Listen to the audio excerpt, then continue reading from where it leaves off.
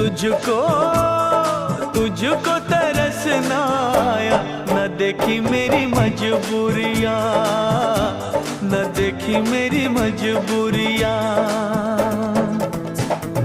तूने दिल के रकीबों संग मेरे ओ दिल पे चलाई छुरियाँ, ओ दिल पे चलाई छुरियाँ।